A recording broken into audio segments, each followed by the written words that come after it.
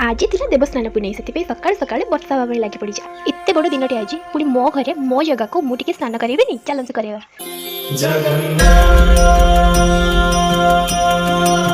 श्री जगन्नाथ लखे सालो ग्राम बिंचा बेदी को छाड़ी रथारूढ़ हेउची मो कला श्री हरि